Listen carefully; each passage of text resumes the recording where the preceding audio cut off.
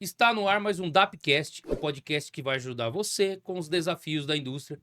Eu sou Dário Pereira, sou engenheiro de controle e automação, fundador aqui no grupo DAP. Está conosco aqui o Leandro. Fique à vontade para se apresentar, Leandro. Dario, obrigado pelo convite. É um prazer sempre estar aqui com você na DAP. Estou Show de na bola. DAP aqui desde o início. Tive um momento aqui com vocês também, como sócio, né, e parceiro aqui junto. Bom, meu nome é Leandro Fidelis. Atualmente estou como CEO da IMLabs, sou empreendedor. Também sou formado em engenharia de controle e automação pela Unicamp. E atualmente estou fazendo mestrado em empreendedorismo pela USP. Gosto muito de estudar e será um prazer aqui a gente trocar algumas ideias aí sobre empreendedorismo, gestão, enfim, o que você quiser abordar aí dentro desse universo. Show de bola. Hoje, né, a M Labs que você trabalha, como surgiu e tudo mais. Sim, cara, é, eu vou começar ali do Senai, né? Eu fiz um curso profissionalizante eletricista de manutenção, depois um curso técnico em engenharia, mecânico com ênfase em automação e ao mesmo tempo eu era bolsista do laboratório de processamento de dados, né, do Cutuca. E lá eu aprendi a programar, né, de curioso, né? E aí, cara, eu gostava das três coisas ali, elétrica, né, e aí elétrica, mecânica e computação, e aí acabei formando em engenharia de controle e automação. E na época da faculdade começou a despertar um pouco o interesse por empreendedorismo, né? Durante todo esse tempo eu trabalhei, né? Desde o colegial eu já trabalhava, comecei lavando carro, né? E aí, quando eu terminei já a faculdade, eu era gerente de uma empresa que trabalhava na área de óleo e gás com desenvolvimento de software, né? E aí eu queria empreender, criei alguns projetos, já atendia na época a DAP como consultor, né? Consultor. Te ajudava aí nos processos e acabei criando alguns projetos de empresas que eu acreditava que precisava abrir. Cheguei na IMLabs, a IMLabs não era minha empresa, né? Então a IMLabs existe desde 2011, eu cheguei nela em 2017 com um PowerPoint. Essa eu falo que foi a minha primeira grande venda e talvez a venda mais importante que me trouxe até aqui, né? Eu vendi 15% daquele PowerPoint por R$ 200 mil na época. Eles investiram no projeto, acreditaram e se tornaram sócios da empresa para eu poder acessar a carteira de clientes deles. E aí começou ali uma jornada de desenvolvimento e tudo. E mais recentemente, então, depois, né, naquela época a empresa chamava Mercúrio Automação. Depois a gente fez uma fusão entre as duas empresas. Eu acabei assumindo como CEO da IMLabs e recentemente, ano passado, a gente recomprou, né, ou comprou a parte dos sócios fundadores. Então hoje nós, né, que fundamos a MLabs, depois o Rafa veio, agora alguns partners, né, nós somos os sócios da MLabs. A gente acabou comprando a empresa que investiu na gente, né? E durante esse tempo aí também eu atuei na DAP como primeiro Sim. consultor, depois como diretor administrativo, e aí saí, continuei mais um tempo ainda como consultor. E aí envolveu o Recanto da Brasa, né? Outros projetos As aí que a outras gente fez, marcas. outras marcas, gestão de marca.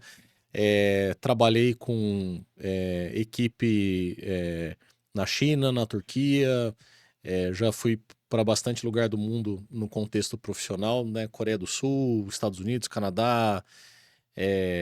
Mais recentemente estive na China, né? Estudando algumas questões de varejo e fintechs. E é isso, sou apaixonado por empreendedorismo, gosto muito de empreender. Fiz MBA em estratégia, em gestão estratégica e econômica de negócios e agora mais recentemente estou fazendo um mestrado na USP em empreendedorismo, né? Tá quase um podcast, né? Quase que acaba o podcast aqui eu falando, né? Mas Legal. é isso, eu gosto muito de estudar, eu acho que deu para perceber, você já me conhece faz tempo, sabe Sim, que sim. eu gosto muito de correr atrás dessas coisas e também de empreender, né? De me envolver essas atividades. Show de bola. Bom, bacana ter você aqui, Leandro. Bem, sua participação é mais que especial. E isso estou falando verdade, muita verdade mesmo. Porque quando eu comecei lá em 2014, né? Comecei com a empresa. Não tinha. Na verdade, a empresa era eu, né? Era você e uma E, caixa de e uma caixa ferramentas. de ferramentas, é. E aí, a gente nós vamos fazer 10 anos agora. Mudou muita coisa, passamos muitas dificuldades, muito aprendizado. E boa parte desse aprendizado você estava com a gente aí, né? E participou do processo também. Então é bem importante você estar aqui para compartilhar. Eu acho que vai ser um conteúdo, galera, de muito valor aí para quem gosta de empreendedorismo e não estou falando de quem tem empresa. Estou falando quem empreende de alguma forma, seja na forma jurídica ou física. Se você é um gerente, um gestor, um diretor de operações, você também está empreendendo, tá? Então, são conteúdos aqui que a gente vai tentar levar para vocês, né, as soluções, né? Sim. É legal até ser. É em agosto que vai fazer 10 anos? Em agosto, em agosto. Agosto, né? É. E é legal, acho que esse ponto é um ponto legal de você comentar, né? Assim, o empreendedorismo, ele não tem relação necessariamente com ser empresário, com Sim, ter empresa, né? O empreendedorismo, ele é um comportamento, né? Inclusive, tem um estudo do Sebrae que resultou na verdade, o estudo não é do Sebrae, né? Se eu não me engano, foi feito pela ONU pós-Segunda Guerra Mundial, e ele resultou ali num seminário que o Sebrae aplica no Brasil, chama Empretec, e é um treinamento assim que é para você desenvolver o que eles chamam das 10 características empreendedoras, né? E, e o intraempreendedorismo, né, que é o empreender dentro de uma empresa, eu sou muito defensor desse comportamento de maneira geral, né? Porque ele é um comportamento que você, é, enfim, né, para citar alguns, né? Iniciativa e busca de oportunidade, né? Tomar risco calculado, é, organização e planejamento. Então, qualquer coisa que a gente vai fazer na vida, desde um investimento financeiro, organizar as nossas finanças pessoais para comprar um apartamento, para comprar um carro, enfim, qualquer coisa desse tipo, a gente ter essa característica aí de comportamento empreendedor, ela ajuda muito, né, a nos desenvolver como pessoa. E aí, naturalmente, é o que é a missa que eu rezo todo dia, né?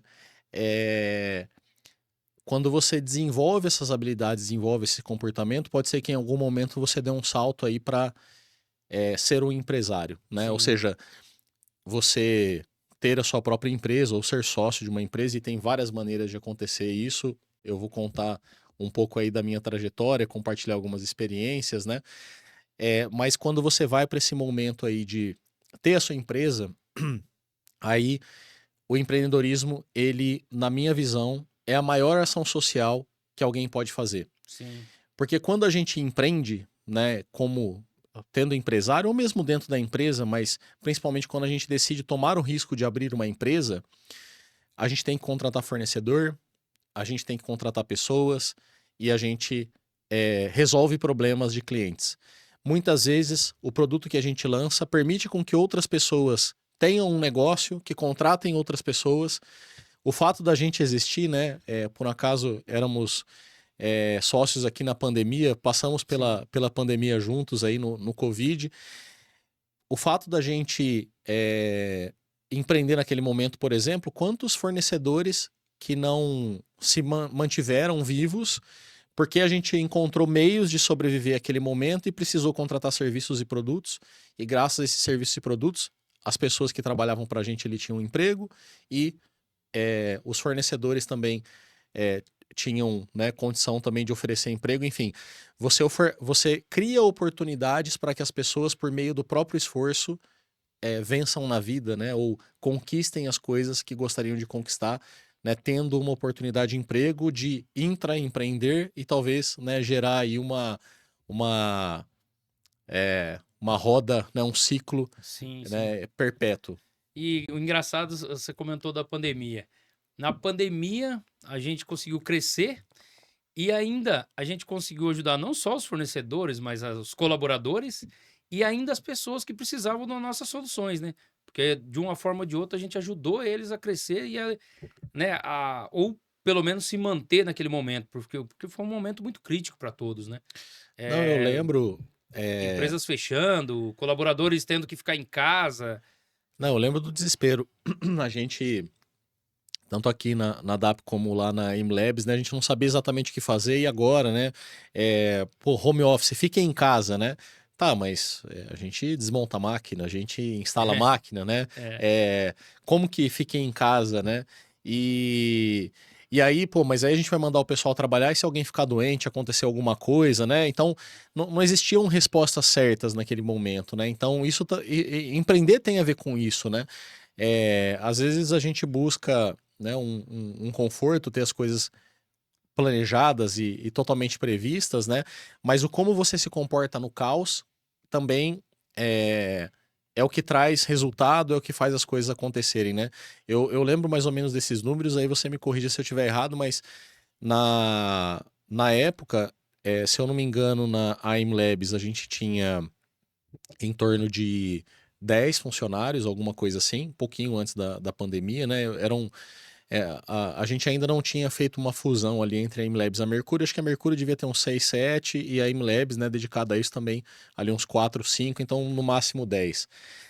E a DAP, se eu não me engano, tinha 15 funcionários em setembro de 2019. tinha 15 quando a gente iniciou. Isso, Aí setembro, outubro de a 2019. gente finalizou, a gente tinha mais 50. E Isso em. no final da pandemia, em 2000 e Não, mas a gente chegou a bater. 2020, 21 ali. Porque o final foi em 21, né? Acho que a gente chegou a bater 72 funcionários. 78. 78. Bateu 78. 78. Então imagina, na pandemia, muitas empresas fechando, muita gente perdendo emprego, né? A gente É. bateu 78 na DAP. Hoje na MLabs a gente está com praticamente 80 pessoas também.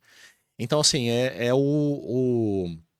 isso para falar de um indicador que é gerar oportunidade para quem está buscando emprego, né? Mas tem muitos outros indicadores aí de serviço que a gente contratou, de Sim. coisas que a gente movimentou, de problemas que resolveu, de erros que cometemos, enfim, né? Faz parte do processo. E a resiliência, né? É muito bonito hoje falar, resiliência, altruísmo e todas as palavras aí, mas a resiliência em si, naquela ocasião ali, é, foi necessária e foi uma virada de chave. Porque, assim, a gente tinha que optar, né? Ou por dar aquela reduzida e não tinha caixa para passar toda a pandemia, ou enfrentar ela e crescer com ela, né? E a gente aí foi, né, foi destravando, mas com as medidas sanitárias. Eu lembro que até eu fui ver um serviço em Três Lagoas, né? Fui fazer uma visita em Três Lagoas, na Eldorado, na papel e celulose. E eu passei a barreira sanitária, o guarda perguntou pra mim, de onde você é? Eu falei, sou de Valinhos. Ele falou, vixe, Minas, né? Lá tá o foco. Eu falei, não, não é Minas, não. É o estado de São Paulo, perto de Campinas. É, mas lá também tá. Aí tinha que. Bem, tinha que estar com máscara, todas aquelas medidas, mas não tinha que fazer o exame. Mas para entrar nas empresas, a gente participava de parada, toda parada tinha que fazer o exame de Covid. Então, olha que coisa. O exame de hoje mesmo, ontem, não, foi na sexta, eu e o Célio tava vendo uma planilha, né, de orçamento, uma versão muito antiga e tinha lá o exame de Covid. O valor do exame de Covid, porque as empresas, nossos clientes, falavam assim: "Não, vocês vêm, mas tem que fazer o exame. E quem tiver Covid não entra. E assim, o exame você pode pôr no orçamento que a gente vai pagar. Então eles também estavam cientes, né, do que Sim. estava acontecendo com a empresa terceirizada ali, né? Mas esse pode pôr no orçamento que vai pagar, você lembra que surgiu um pouco depois, né? Porque antes Sim, era assim, é obrigatório o exame, é, se vira aí e faz, né? vem, mas traz o. Não, tinha que mandar, né, o exame para eles e tinha que levar em mãos. Tinha que levar em mãos. E o exame tinha que ser recente. Tipo, um dia antes da parada, era uma coisa assim. E aí a gente chegou a uma fase que foi em janeiro de 2020, né? Surgiu em 2019. Janeiro. Não, foi fevereiro, março de 2020 começou os lockdowns e Isso, tal. isso, exatamente. Foi em 2021, então. 2021 a gente tinha 15 pessoas afastadas por causa da Covid. 15, né? De um contingente aí, um operacional que a gente tinha aí entre 40 e 45 de campo, né, para gerar receita em campo, executar os projetos. a gente tava sem um terço, né? Então, 30% tava afastado.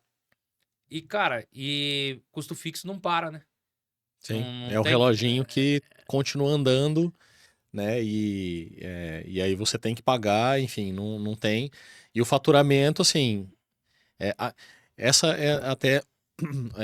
São vários aprendizados aqui para a gente compartilhar, né? Um tem a ver com modelos de negócio, Sim, né? Então, uma característica do modelo de negócio que a gente usava na época, né? É que justamente a, a receita, ou seja, quanto a gente ganha, tem a ver com as pessoas que a gente aloca sim, em exatamente. contratos e tal. E o quanto a gente paga tem a ver com quantas pessoas a gente está contratado. Então, o problema de ter alguém afastado por causa de Covid, né, para quem não está muito familiarizado com esse Familiarizado, né? contexto, né, é que você continua tendo que pagar, porque, enfim, tem que pagar, a pessoa vai ficar uma semana doente em casa, né? É, e precisava ficar em casa mesmo, porque estava doente, não podia Sim, contaminar outras pessoas, ela precisa se recuperar e tudo mais. Só que você não tinha ela ali para prestar o serviço, né? Então, eu não sei nem como é que tá hoje, de repente é legal ter uma atualização, mas uma coisa importante para o empreendedor tentar sair aí desse meio é criar produtos, né, ou serviços especializados que criem uma diferenciação e aí você não venda só a mão de obra propriamente dita, né, mas sim. venda dentro de um projeto, um contexto, né, por exemplo. É o que mudou de lá para cá, gente. E aí é a grande sacada, né? Nós ainda trabalhamos com mão de obra, mas nós trabalhamos com tecnologia, né? Envolvida no projeto. Então, nós não temos mais sob demanda, que é o que a gente trabalhava muito, né? A gente não atende mais parada de manutenção, por exemplo, com demanda de mão de obra, e sim com o projeto Turnkey. Então, a gente leva uma solução completa com preço global para o nosso cliente, tá? E aí eu consigo também, né, vendendo essa solução completa e não apenas a mão de obra, eu consigo remanejar o time. Nós temos hoje matriz, né, de competência, então eu consigo colocar o cara certo na função certa. Antes nós tínhamos mecânicos e eletricistas para atender uma parada. E muitas das vezes ele não sabia o que ia pegar lá. Hoje não, ele sai daqui com um projeto em que ele sabe se é adequação NR12, se é uma mudança de uma transferência de planta fabril, por exemplo, em que ele sabe quais as máquinas, tem ordem de serviço, foi detalhado, tem uma folha de operação que foi criada para determinar os estágios do processo. Então, tudo isso, de lá para cá, da pandemia para cá, mudou e foi ajudando a DAP também a ter. Na verdade, eu ouço isso em alguns mentores e eu carrego para mim que faturamento é vaidade, né? Lucro líquido é vida. Então, Até eu vou acrescentar uma nova. Lucro é opinião, caixa é fato. sim, caixa é fato, exatamente. E aí, para quem quer empreender, né? E aí ter uma empresa, é isso, gente. Tem que pensar muito bem que faturamento é vaidade, tá? E você medir isso, você ter um DRE gerencial, ter uma gestão financeira para você conseguir enxergar isso e fazer a projeção entre fluxo de caixa, DRE e balanço patrimonial integrado. Isso, isso vai garantir aí um modelo de negócio mais sustentável para você também. Show. Deixa eu tentar, né, acrescentar algumas coisas aqui, né, que eu acho bem interessante, né? Para quem até não está familiarizado aí com DRE, fluxo de Sim, sim, sim, caixa, sim. o que faturamento é vaidade, né? Quando você tem uma empresa, o que você vende é o seu faturamento. Então, por exemplo, a DAP aqui vendeu um projeto de R$ 10.000, né? Então ela faturou R$ 10.000. É... Aonde vocês acham que a DAP ganha mais? Num projeto de 10 ou num projeto de 20? Depende, Sim, né? É isso que o Dario tá comentando com a gente aqui. Por quê? Porque dependendo do negócio que você fecha, e esse é um erro muito comum de empreendedores, olhar o faturamento. Dependendo do negócio que você fecha, você tem o seu custo para prestar aquele serviço, digamos, ele em um caso é 80% e no outro caso é 50%. Então, você prestar um serviço de 10, que seu custo é 50%, você põe 5 no bolso. Você prestar vender um serviço de 20, em que o seu custo é 80%, É, você põe 4 no bolso. 4, é. Então, com metade do faturamento, você ganha mais. E principalmente no varejo, que agora, né, puxando agora um pouco para o contexto ali da MLabs, e onde tem muitos pequenos comércios, enfim, você às vezes põe lá uma Coca-Cola para vender por R$ 3, e aí você fala assim, eu vou vender por R$ 2,50. E você pagou R$ 2. E você acha que vender por R$ 2,50 vai vender muito mais do que vender por R$ 3, por exemplo, né? Só que para você ganhar o mesmo tanto, como você pagou R$ 2, essa variação de 3 para 2,50 tem que fazer. Você tem que vender o dobro de Coca-Cola. Você vendia 10 Coca-Colas a R$ 3 e você baixou para 2,50, para você ganhar o mesmo tanto, você tem que conseguir vender 20. Sim. 50 centavos, parece pouca coisa, R$ 3 para 2,50, porque em um sobra R$ 1 e no outro sobra 50 centavos. Então 10 a R$ 1, R$ 10, né? E 50 centavos, 20 unidades daria R$ 10. Não é óbvio fazer isso. Não é óbvio enxergar isso. Empreender é muitas vezes um jogo de margem. Sim. Margem é o que sobra ali para você colocar no bolso. Margem também, pessoal, vai nortear aí a sua segurança e sustentabilidade também, porque, por exemplo, né, nós vendemos projetos e tem um fator de risco no projeto. Além do fator de risco do projeto, você ainda tem uma possível sazonalidade de mercado durante o ano, por exemplo. Como que você lida com isso? É claro, estratégia de marketing, vendas, vai mudar a sua realidade também. Mas se você fizer uma boa gestão financeira com equipes, você vai saber que no meu modelo de negócio, se eu tenho menos projetos, mas eu tenho a mesma margem, eu posso usar essa sazonalidade ao meu favor, dando férias para minha equipe e deixando ela preparada para produzir Quando tem que produzir. quando tem que produzir. E aí, Excelente. e aí a estratégia é o quê? A presunção, você trabalhar no lucro presumido, né, ou no real, o próprio governo, a própria tributação ensina você qual a sua margem. Porque se você trabalha no presumido e tem uma presunção de 32% do seu lucro líquido, como que você vai trabalhar menos que isso? Se você paga o imposto sobre isso. Sim, sim. Não tem. Tem que ser pelo menos isso. Tem que ser pelo menos isso. Então, quando as pessoas falam empresa de serviço é de 30% a 40% de lucro líquido e as pessoas assustam, não, eu vou trabalhar com a margem menor para me vender mais. Tá bom. Quanto você pode vender mais? Quanto você tem braço para entregar para que você tire? O DRE gerencial, gente, basicamente você tem receita, você tem despesa.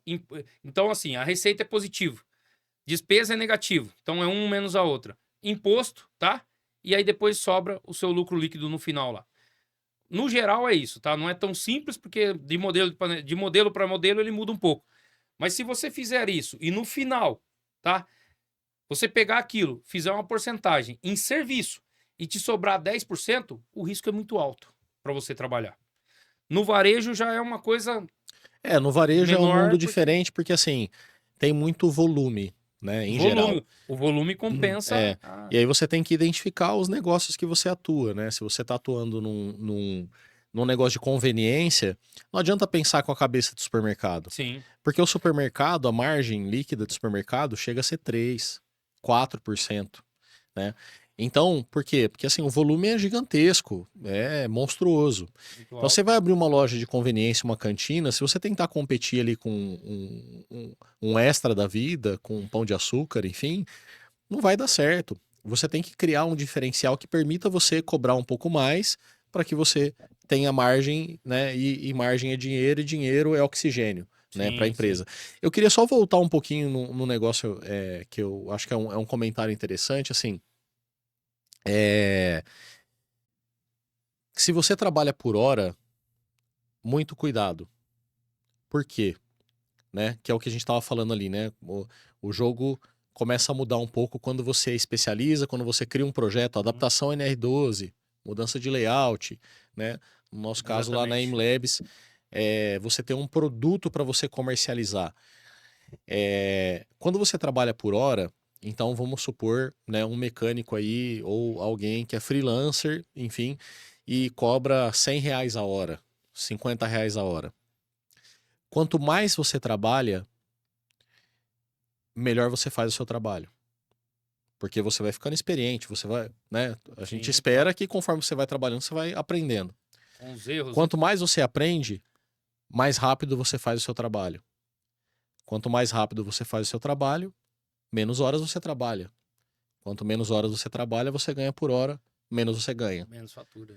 Então, trabalhar por hora durante um período faz sentido. Para algumas especialidades, o pessoal até dá uma acochambrada, vamos falar assim, para falar assim: ah, eu acho que isso aqui é tantas horas de um técnico júnior, né? Mas principalmente para quem é um autônomo, para quem está buscando, né, e não tem todo esse know-how e não tem a expertise de formatar uma proposta, enfim, tem que prestar muita atenção nessas coisas. Porque aí a primeira coisa que a pessoa tenta fazer é ajustar o valor da hora. Então, minha hora agora não é mais 100, minha hora é 150. Por quê? Porque, cara, porque é um serviço que eu faria em 10, que o mercado em média aí faz em 10 horas, eu faço em 2. Então, mesmo cobrando 150, vai ficar mais barato para quem me contrata. Só que quem te contrata olha o valor hora. E aí vai acabar contratando o cara de 100, de Sim. 90 e não você de 150. Como que você sai disso? Especialização. Então, eu sou especialista em adequação NR12, e aí, para eu fazer essa adequação aqui, eu cobro R$ 10.000. Quantas horas você vai gastar? Cara, não Não interessa. importa. É o trabalho pronto que eu vou te entregar aqui, custa R$ 10.000. Ou, né, em alguns lugares, o pessoal fala, né, trabalhar por empreita, né? Ah, Sim, essa empreita empreitada, né? aqui, ou projeto, enfim. Mas essa é uma dica importante para quem está trabalhando nesse formato, tentar sair desse ciclo de hora e começar a identificar nas coisas que está fazendo produtos que podem ser formatados, que foi um trabalho, né, assim, quando eu comecei a trabalhar junto com o Dario lá em 2014 na DAP, ele me contratou para eu aprender junto com ele, porque eu não sabia nada, mas eu não sabia que eu não sabia, né? Não sabia nada, mas estava estudando, enfim, É. de como formatar uma Um empresa e tudo modelo, mais, um né, modelo pra... de negócio, né? É, E foi lá, né, que a gente lá no começo do negócio que a gente formatou, cara, vamos. Lá a gente trabalhava já por hora e sim, ainda trabalhou muito tempo por hora, né? Só que já tinha a visão clara, essa é outra dica, né? A visão clara do que a gente queria fazer para sair daquele ciclo, né? Então, ter uma visão, você não vai conseguir, ah, não, agora, né, ouvir aí o que o Leandro falou, né, o que o Dario falou, e não vou trabalhar mais por hora. Cara, demora. não é isso, né? Não é isso. O Você, intuito não é esse. você, você vai demorar um tempo até formatar o seu produto, o seu serviço e tudo mais, e começar a criar estratégias de diferenciação, mostrar aonde que você ganha, para a partir daí, né, conseguir cobrar, ser mais eficiente na cobrança, porque não é só cobrar, né? Alguém tem que contratar seu serviço. Então, Exatamente. enfim, você tem que Tem alinhar que o fazer discurso sentido comercial a tudo para os isso, né? dois lados, tem que fazer sentido para os dois lados. Você tem que entregar uma solução, né, para o seu cliente aí, que ele esteja feliz. Pô, vou citar um exemplo, né, clássico aqui dentro. O cara tem um ativo lá que custa milhões.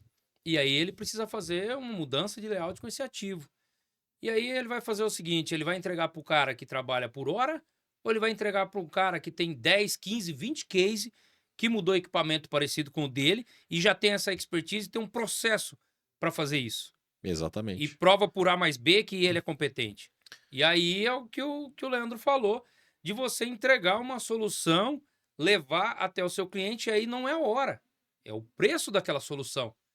E com certeza vai fazer sentido para ele e para você também. Você tem que encontrar esse ponto de equilíbrio. A precificação, para você sair de hora para entregar uma solução, você tem que enxergar o ponto de equilíbrio. Porque se você chegar para ele, né? Vou citar um exemplo. Eu estudei tudo, mas eu não, eu era um técnico, né? Um técnico entregando a minha hora. né, aquele tempo. Até um parênteses, né? Quando eu entrei na empresa, eu lembro, na época, você já faturava um valor expressivo, né? Eu era o seu consultor, né? E aí eu dava as dicas, formatava principalmente ali as estratégias comerciais e a visão estratégica da empresa. Mas eu lembro que, assim, naquele momento ali que a gente conversou, que foi a partir de uma recomendação que eu dei, falei, cara, você precisa de um sócio para administrativo, que você acabou me chamando. Você tinha uma pessoa no administrativo Sim, é. e 15 15 em campo. em campo, É, né? Então, qual que era o problema, né? Que é justamente o fato de você ser muito técnico, né? sim, sim. É, quando você está fazendo o serviço, você não está fazendo a próxima venda. E o ciclo de venda, às vezes, ele não é de um dia, principalmente para o produto aqui, o serviço que a DAP presta, né? E prestava na época. Então você tinha que estar trabalhando ali, às vezes, 1 mês, 2 meses, 3 meses, 6 meses antes de um contrato fechar. Só que você estava lá apertando parafuso, né? Sim, Então você acabava perdendo esse time. Então, essa mais uma dica, né? Ter uma visão de uma organização, mesmo que você hoje seja uma pessoa só, né? Ou 2 pessoas, enfim. Mas você já começar a enxergar uma organização, enxergar as caixinhas. Não, aqui são as atividades administrativas, aqui são as atividades comerciais, aqui é o marketing. Segunda de manhã é a minha dedicada a pensar nas estratégias de marketing, sim. né? Ah, domingo à noite, pô, mas domingo eu quero descansar. Cara, você é sozinho, se vira aí, né? Você vai ter que achar o tempo para se organizar. Mas você precisa ter o tempo dedicado a 3 pilares, né?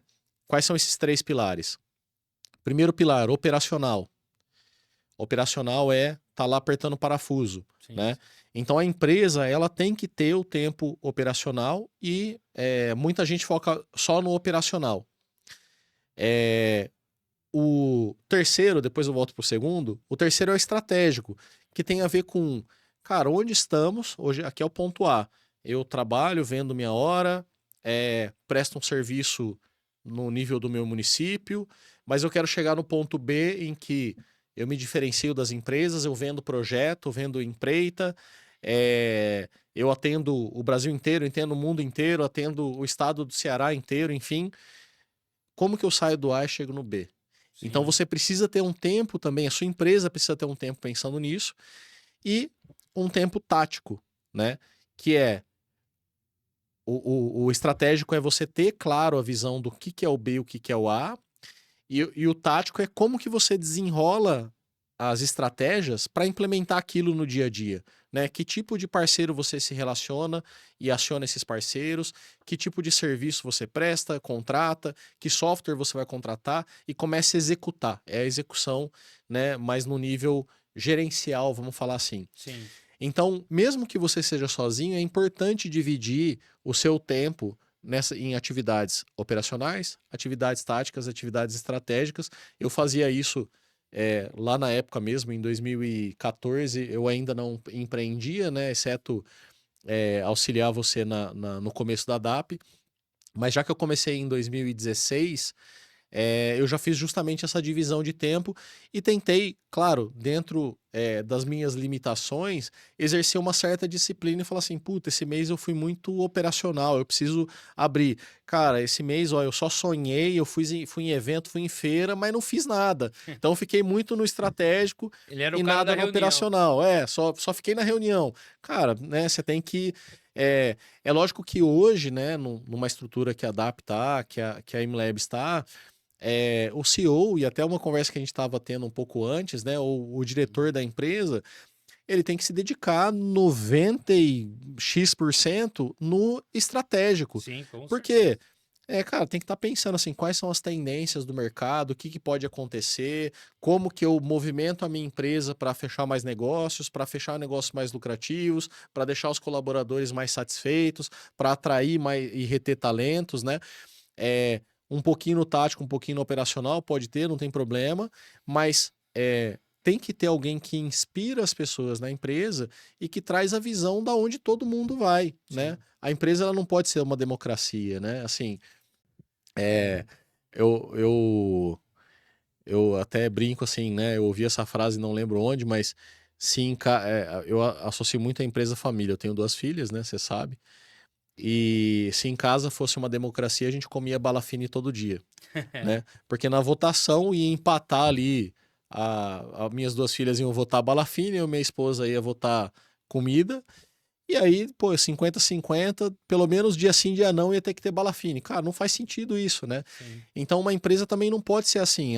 O líder da empresa tem que ouvir as pessoas, mas ele tem esse poder, ele tem que ter esse poder de falar para onde as pessoas vão e que também é um fardo a ser carregado, né? Sim. Porque falar para onde as pessoas vão, você pode errar.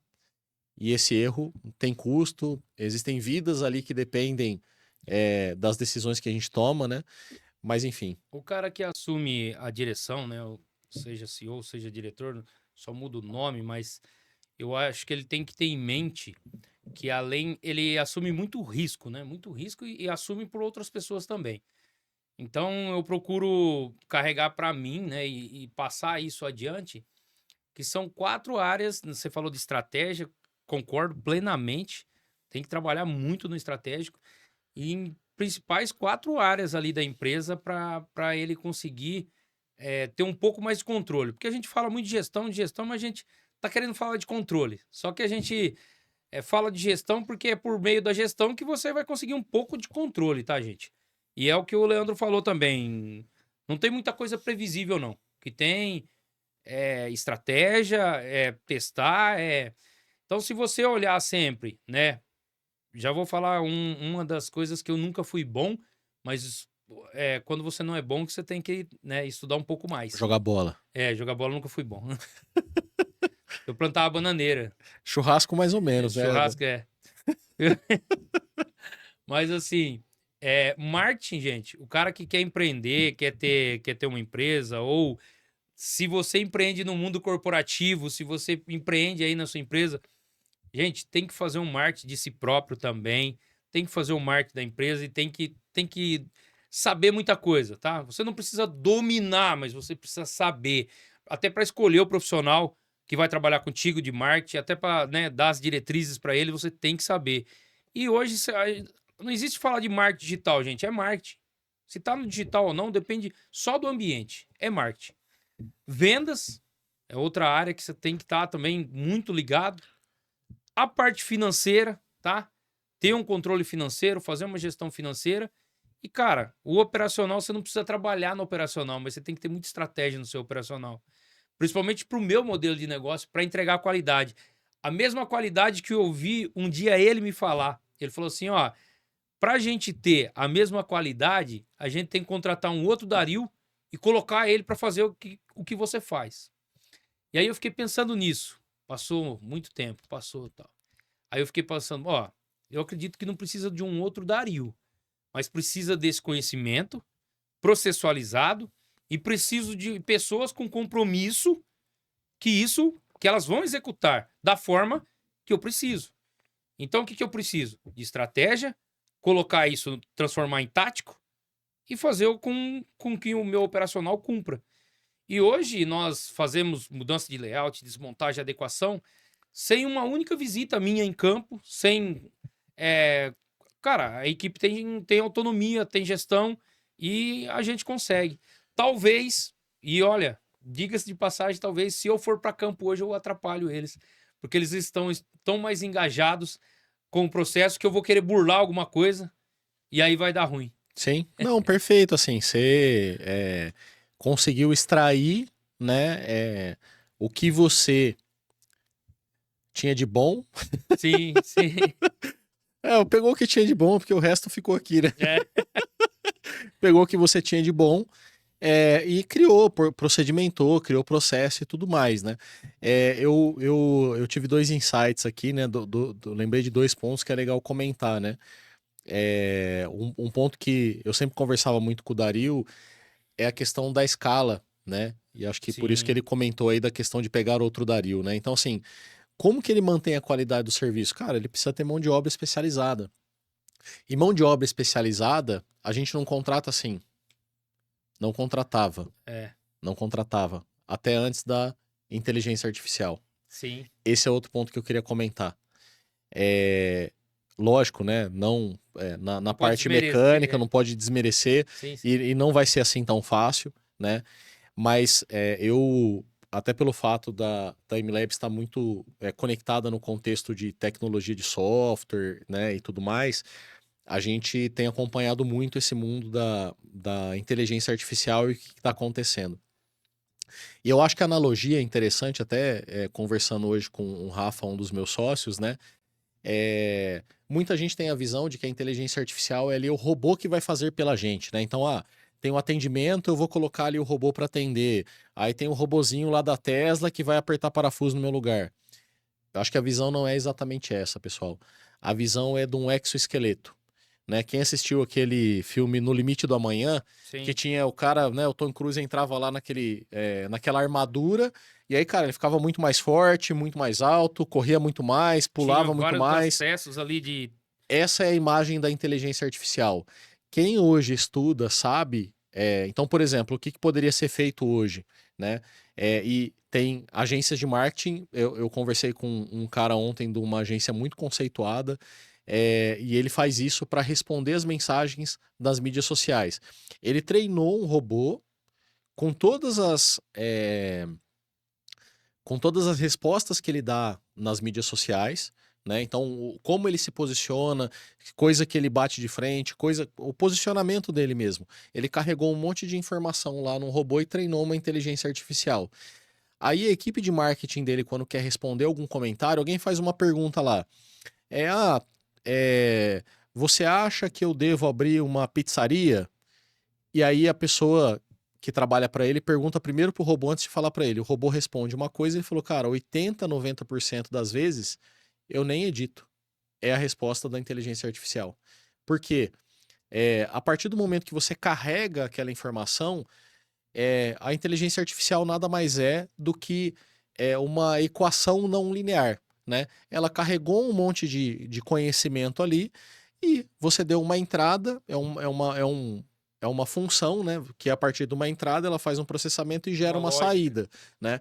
Então, você chegou ali com uma pergunta, ele vai meio que continuar uma conversa sobre aquele assunto que você colocou. Então, se você carregar os conhecimentos em algum momento vai ser possível, na verdade acho que já é possível com investimento, enfim, Sim. talvez em algum momento você faça isso, né? Você carregar o seu know-how desse tempo todo, talvez criar um método, né, de ir fazendo isso ao longo aí dos próximos meses, a equipe em campo tá com uma situação, um problema, ela pode colocar lá na inteligência artificial, a inteligência artificial vai falar para ela o que que o Dario faria nessa situação. Ele iria embora para casa, compraria a ferramenta que está faltando, e isso, pessoal, não é o que vai acontecer, é o que está Já acontecendo. está acontecendo E aí. aí é muito importante ter essa visão, porque é, quem não está iterado nesse meio, quem não está estudando, quem não está procurando ferramentas para ser mais produtivo, cara, como que você vai competir com alguém que está lá com exoesqueleto e você está entrando no mesmo ringue para brigar com ele? Cara, desculpa, por mais que você saiba Kung Fu, o que quer que seja, você vai perder. Não vai rolar. Não vai rolar. O que tá rolando para montagem, né? O que eu vejo, eu também estudo bastante. Nós utilizamos aqui também inteligência, chat GPT, a gente utiliza para nortear conteúdo no YouTube, para gerar conteúdo de marketing. O que eu vejo, assim, que já está acontecendo, alguns fabricantes, ele disponibiliza já, por exemplo, à vista de um redutor, né? Uma peça como esse aqui, né? Se é um caixa de redução, já disponibiliza o arquivo Aquilo ali é um modelado. rolamento, tá? Não é uma caixa de redução, mas Ah, tudo bem. Só dá ah, dica, de repente você não tá acostumado. beleza. Obrigado, viu? Você é muito atencioso. Obrigado. É, ele é muito engraçadinho, pessoal. Aí você pega essa caixa de redução e você tem a vista explodida dela. Se você tem um arquivo 3D, você consegue fazer a vista explodida. Se você consegue fazer a vista explodida, você também consegue fazer a sequência de montagem. E quais as peças, né? Qual a sequência correta. Isso é uma coisa que já acontece, né? Acontece há muito tempo a gente já com manual de máquina. Mas isso com a inteligência e com as ferramentas de hoje, né? vai ser muito mais usual, muito mais, né? Nós fomos naquele Indústria workshop 4.0, da né? indústria 4.0 do William Douglas lá, né? Sim, William Douglas? não lembro, Não, não lembro. não sei se é Douglas, mas é o William, da, Da Natura. da Natura, isso mesmo. E até tinha, né, o Os óculos óculos da Microsoft lá, de realidade de aumentada, né? realidade Então, aumentada. que ele projetava ali o equipamento na frente e você podia ir acompanhando, né? Isso, O isso. que a inteligência artificial traz e acrescenta a isso é a resolução de problemas, Isso, né? isso. Porque aí, puta, montei assim, e agora o que que eu faço?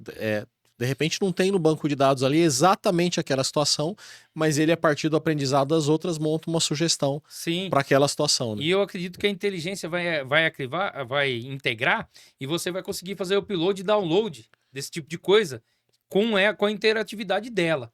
Ela falando para você se vai dar certo, se vai dar errado, qual o caminho, como se fosse um É, fluxograma na ali. verdade, assim, como que funciona já hoje, né?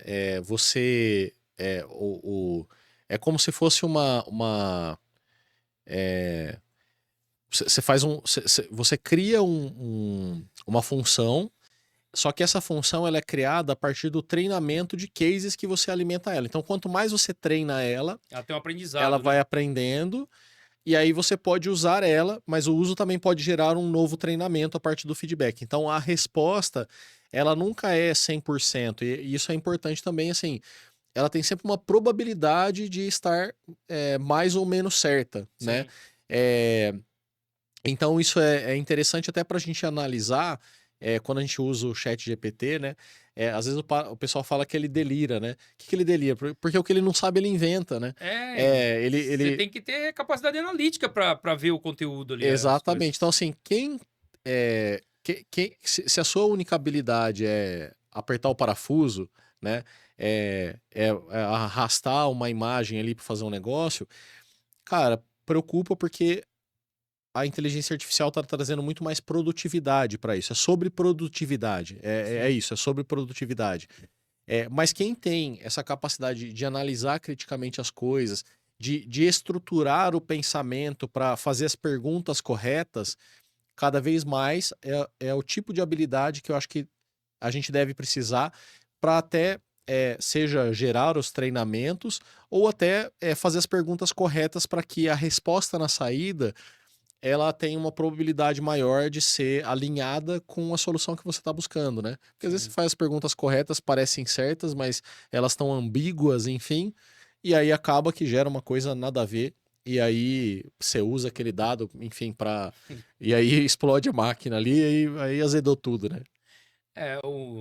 Tem que ter a capacidade analítica ali, né, para ter o discernimento para analisar o conteúdo que a inteligência te fornece também. Não é só, é que nem você falou, se tiver uma pessoa só para digitar, eu quero isso, e ela te fornecer e você sair publicando ou sair executando em campo, né? Você falou de um ponto interessante, produtividade, né? E juntando com o que você falou lá atrás, ó, produtividade é o bem mais precioso envolve, né, que é o tempo, certo? Então, Sim, eu sou mais produtivo, então eu posso, inclusive, ter mais tempo com a minha família ou, né, porque eu sou mais produtivo.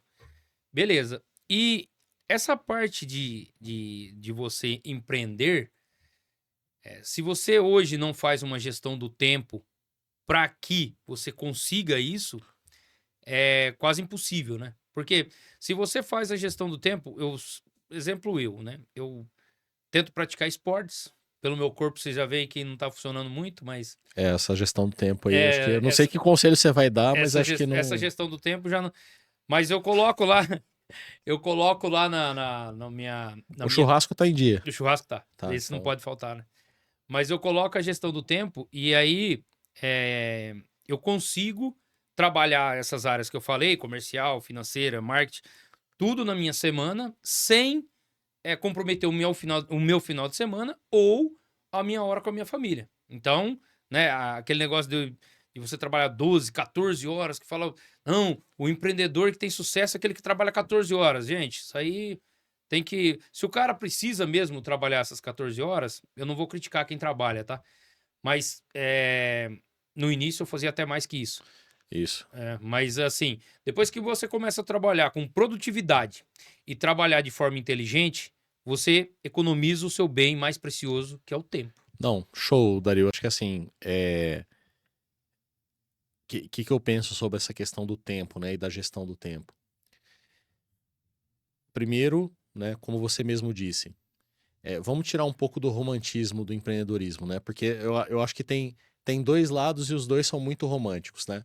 Um lado é o lado do workaholic, 14 horas, 16 horas, né? Vamos lá e vamos botar pra fuder, não sei o que, lá. Cara, isso aí não é sustentável. Por que não é sustentável? Cara, pra você ficar fazendo isso aí a vida inteira, eu até brinquei com um amigo meu, eu falei assim, cara, legal, você tá trabalhando pra caramba, você vai ganhar muito dinheiro. Aí você vai ficar rico, vai ter um infarto, sua Não vai esposa vai casar aproveitar. com um cara mais novo e gastar o dinheiro que você juntou. É. Valeu a pena, né?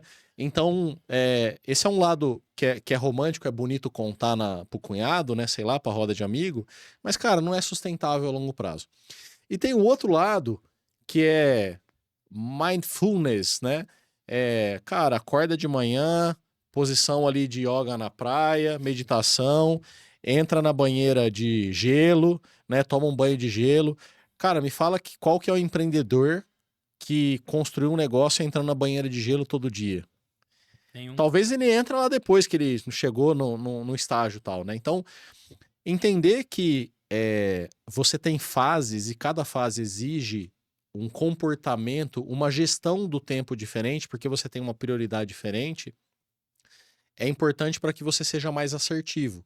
Entender o seu momento. Daí que vem a questão da estratégia. Eu posso estar até no momento ruim, ou eu posso estar no momento em que eu tenho que trabalhar muito, né?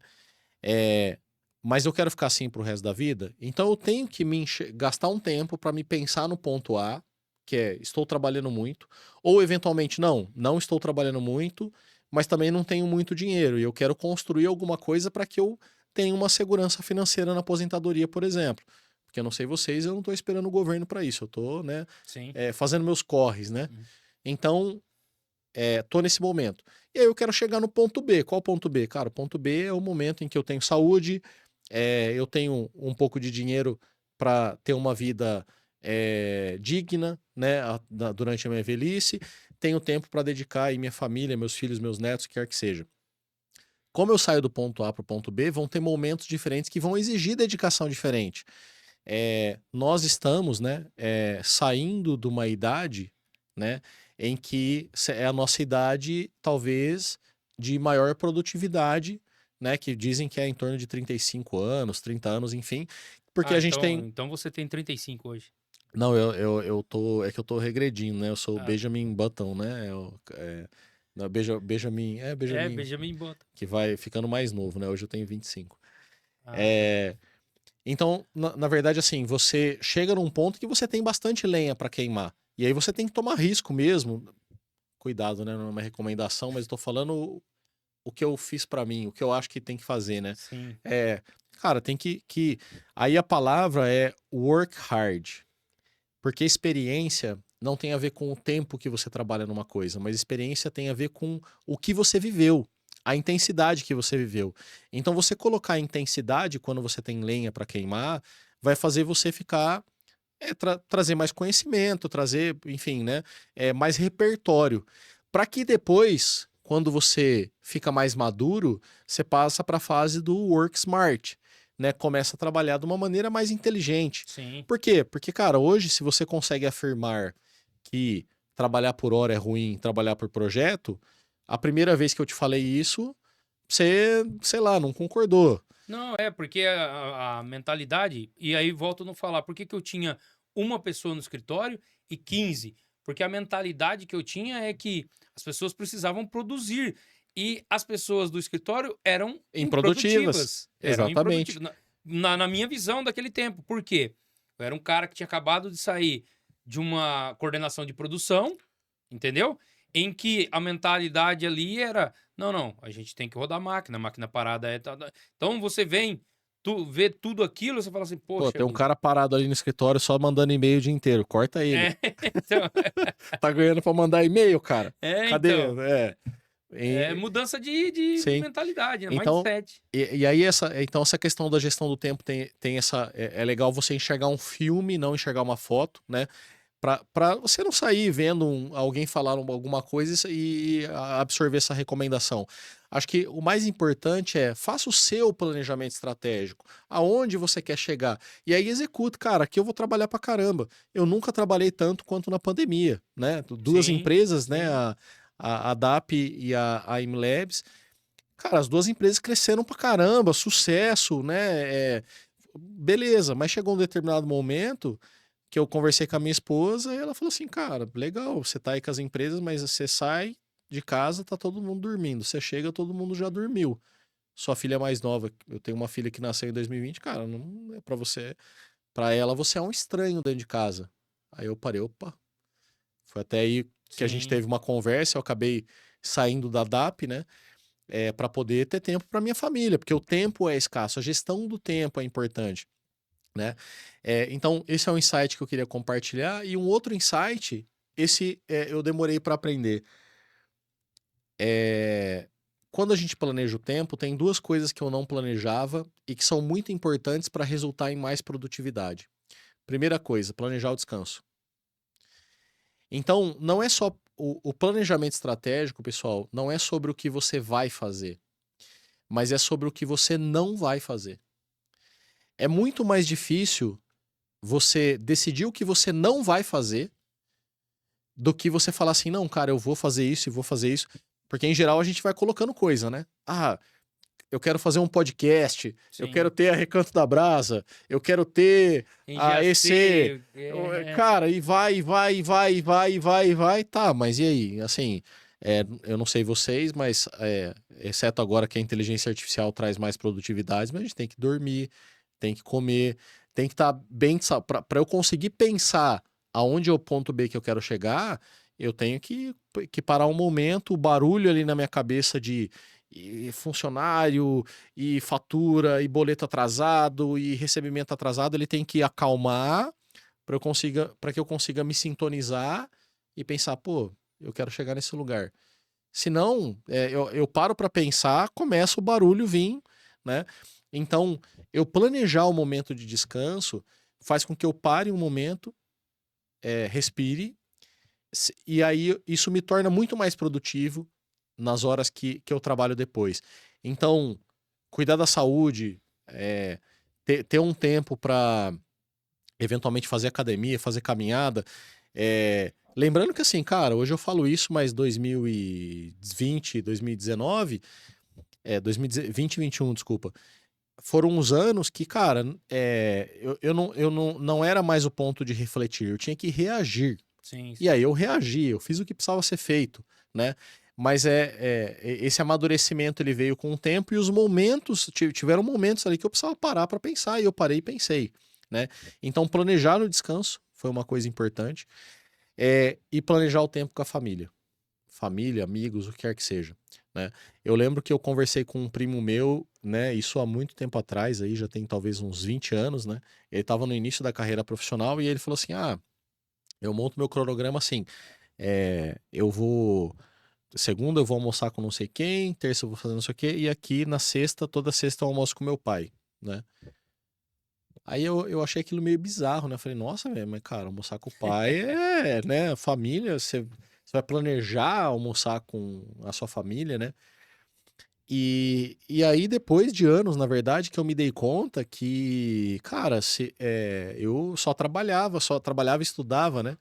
Então, se eu não parasse um tempo pra colocar minha família, tipo, não, domingo é dia de almoço na casa dos meus pais, com meus filhos, pra que os netos fiquem juntos e tal, é, essas coisas se perdem. Sim. Então, é, priorização, né? Planejamento é sobre o que não fazer, planejar tempos de descanso e planejar também tempos com a família. Vão ter momentos, cara, que agora são os 2 anos que eu vou dedicar aqui. É o pior ano da minha vida. Cara, beleza, mas saiba por quê. Faça isso de maneira planejada. Faça isso para te aproximar mais do plano B, do ponto B, desculpa. Não de qualquer jeito, que aí você passa um ano e só passou um ano, né? Você não chegou a lugar nenhum. Busca ali um direcionamento, né?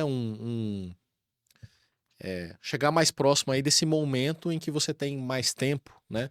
Então, sobre gestão do tempo, né, queria compartilhar aí esses aprendizados aí dos tropeços que eu tomei, né? Ah, legal. Você falou de gestão do tempo, tem um ponto também, talvez você faça gestão do tempo para conseguir fazer, desenvolver uma habilidade também, né? Por exemplo, ó, você fazia acrobacia no passado, né? Você falou de bananeira, né? Não sei se o Uhum. pessoal sabe, eu fazia ginástica olímpica, né? Uma época. E aí eu fui fazer uma apresentação ali eu tive a infelicidade ou felicidade de estudar junto no colegial com o Dario. E aí eu fui fazer uma bananeira lá e caí de costa e aí fiquei famoso por isso. É, Mas foi. ele agora ele joga golfe, ele ainda não chegou, né, o momento de desenvolver essa habilidade da acrobacia, mas foi bom, foi muito boa a apresentação. O pessoal que está assistindo aí, o Estorilo, o Garrafa, o pessoal, nós estávamos todos lá e aplaudimos, né, de pé ainda. Agora eu tenho uma coisa para acrescentar. Se hoje eu fosse virar uma bananeira, talvez eu cairia de costa ou ficaria ali, né? Sustentaria. Mas acho que você rolaria ainda, É, Dario. mano, tem habilidade, né, cara? São São habilidades habilidades e diferentes, né? habilidades. Pessoal, desculpa aí descontrair que, como o Leandro falou, a gente estudou no Colégio Técnico de Campinas junto, 4 anos lá, foi muito bom. Eu agradeço muito e gosto muito. Eu comentei em alguns podcasts aqui que estudei no Senai, depois estudei no Cutuca, né? Eu acho que são escolas aí que me ajudaram muito a carreira profissional e também, de certo modo, né, me prepararam para ser um empreendedor. Como a gente falou de empreendedorismo, eu acredito que olhando a minha história no mundo corporativo, eu sempre tive sentimento de dono, sempre tive aquele compromisso com o resultado, sempre tive, né? E isso, ele veio muito da formação que a gente teve, né? Eh, no Senai, no Cutuca, Sim, com certeza. são escolas excelentes e as pessoas que estudaram conosco lá, é difícil você ver uma pessoa que ela não seja um líder hoje.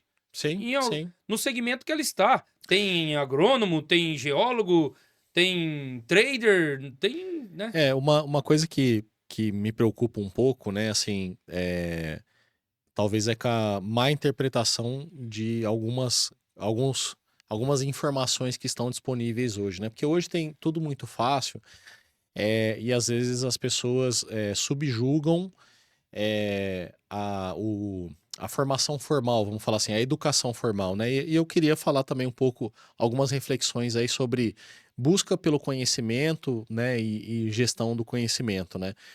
É, um cara que eu admiro ele me inspira para várias coisas é o Flávio Augusto Sim. Wizard. da WhatsApp, né? O WhatsApp, é. Da Wiser É. Educação, WhatsApp, do time de Sim. futebol e tudo mais. E Orlando City. Orlando City, é. E assim, ele fala muito, não, que faculdade, não vão fazer faculdade e tal. Cara, eu discordo muito disso, porque assim, eu acho que, principalmente hoje em dia, é lógico que tem duas visões, né? O diploma não vai te ajudar pra nada mesmo. Você tá fazendo faculdade pra buscar diploma, você tá agindo errado. Não Perdendo é, tempo. você tá perdendo tempo, tá jogando seu tempo fora, né? Realmente diploma não vai servir pra nada, ainda mais com inteligência artificial. Mas Senai, Cutuca, né, Unicamp, e todas outras instituições aí, enfim, mas buscar fazer uma faculdade, buscar fazer um curso difícil, vai te ajudar a desenvolver uma habilidade que é resolver problemas. E resolver problemas, você só aprende resolvendo problemas, né? Na prática. E criando repertório. O conhecimento, né, eu ouvi até o Clóvis de Barros falar sobre isso, eu concordo. É quase como se fosse um músculo que você está treinando, assim como você faz academia, né? Não você, mas assim como as pessoas que fazem academia ali para o bíceps ficar forte e tal, para que você desenvolva o intelecto, você desenvolva o pensamento crítico, cara, tem que ler, tem que estudar, tem que quebrar cabeça, se expor a conhecimento novo, né?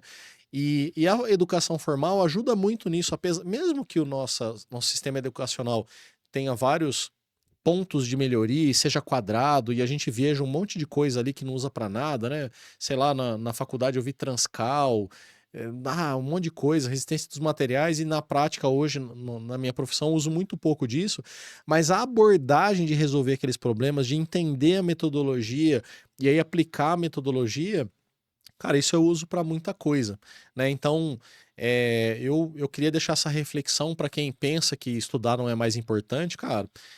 Eu acho que na verdade agora é mais importante ainda, porque Estar não é preparado. sobre a informação, é sobre você ter pensamento crítico, você analisar a informação e saber o que vai fazer com ela.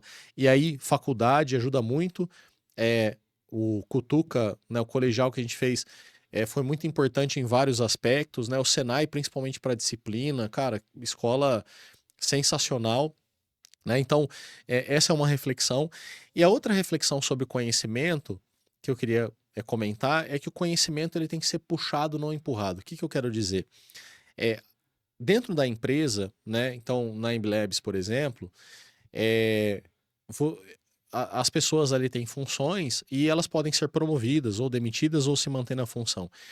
Mas se elas querem ser promovidas, é muito mais importante que elas busquem conhecimento, que elas identifiquem o que elas querem estudar, no que elas querem se especializar e busquem, estudem e vão atrás disso, do que ficar aguardando que a empresa ou alguém ou o pai, sei lá, chegue e fale assim: ah, vai lá e estuda agora inteligência artificial, Sim. né?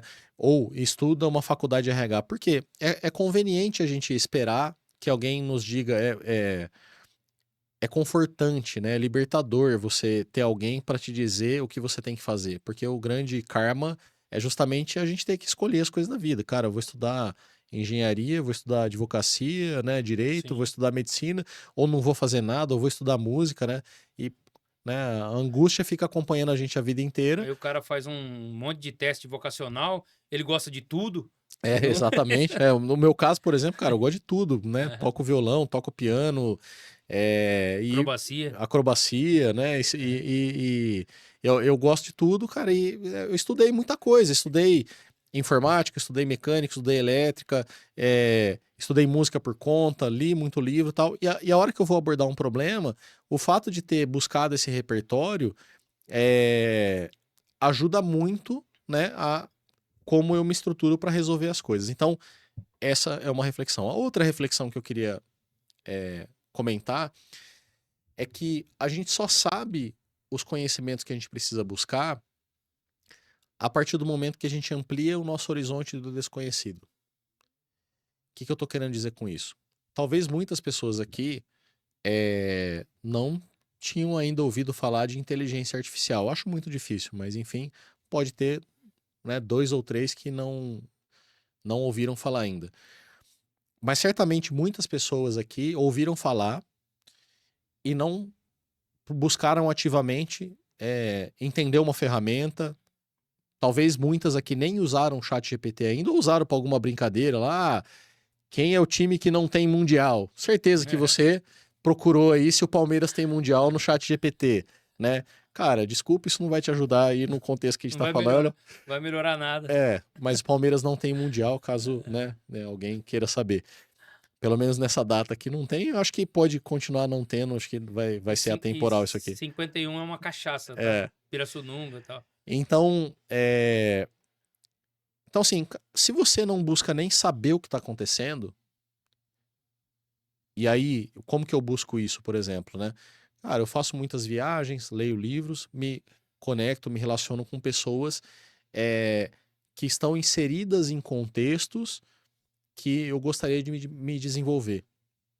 A partir do momento que eu leio e entendo o que é inteligência artificial, e entendo que num futuro não muito distante, 5, 10 anos, né? Na analogia que a gente fez aqui no começo, as pessoas estarão andando com um exoesqueleto chamado inteligência artificial, né? Isso é uma imagem que aí você tem que assistir ali o comecinho para entender o que eu tô falando, caso pegue só esse trecho. Se você não entende isso, você nem sabe que não sabe. Sim. Então, o primeiro passo para a busca por conhecimento é você saber que você não sabe. E a partir do momento que você entende que você não sabe, você cria um gap. E aí agora eu sei, cara, não sei, existe inteligência artificial e eu não sei porra nenhuma disso. E aí agora eu tenho condição de falar assim, bom, agora eu vou começar a estudar. E aí, cara, é bunda na cadeira e estudar, né? Que aí você começa a diminuir esse gap. Então, a busca pelo conhecimento, ela é um exercício constante entre aumentar o gap do que eu não sei e diminuir o gap do que eu não sei. Mas não é diminuindo o gap do que eu não sei, dessabendo, né? Porque não tem como desver Sim. as coisas, né? É justamente eu desenvolvendo habilidades, desenvolvendo conhecimento para que o meu horizonte se amplie, né? Então, acho que esses dois insights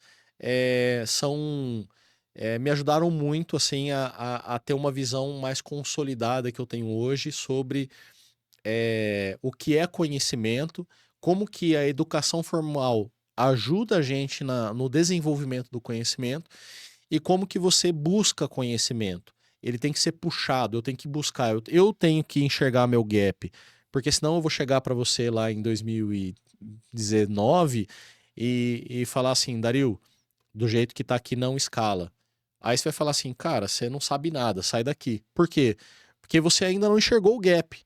Até que um momento você enxerga o gap e fala, puta, realmente, para eu escalar aqui, se eu precisar contratar 1.000 pessoas agora, eu não tenho como treinar as 1.000 para fazer exatamente o que eu faço. E aí você desenvolve uma metodologia, você começa a criar processo, você começa a se especializar em serviços que permitem você mitigar esse problema. Sim. Mas num primeiro momento, você tem que ter a conscientização que, né, a Precisa humildade mudar, né? de entender que tem aquele gap a ser resolvido. Sim, é. Eu acho que em tudo assim, até vida pessoal, profissional, tem dois estágios, né? Tem um estágio que é o conhecimento, você adquirir conhecimento. E quando nós estávamos no Senai, no Cutuca ou na faculdade, nós estávamos no estágio de absorver conhecimento. Só que você absorver conhecimento não quer dizer que você tenha sabedoria naquilo, em específico. Maturidade, né? Você tem o Maturidade. dado, né? Você tem a informação na cabeça, né? É igual quando o Vadão lá no Cutuca fazia um exercício na lousa, ele sempre terminava a explicação e fazia um exercício na lousa. Aí muitas pessoas tentavam fazer, depois não conseguia. E a sabedoria, cara, não quer dizer que eu seja sábio hoje em empreender na DAP, mas eu estou no estágio muito mais desenvolvido do que eu estava naquela ocasião. E você falou da educação tradicional, né? Eu acredito que tem que passar esse estágio para ir adquirindo, porque um ponto é a inteligência artificial ajudar a gente, mas que você já tenha um certo conhecimento e uma sabedoria. Outro ponto é você pegar a inteligência artificial e vai ser que nem uma espiga de milho, para que eu dar uma espiga de milho na sua mão. Você vai fazer o que com isso aí? Sim, sim. Vai Entendeu? perguntar se o Palmeiras tem mundial.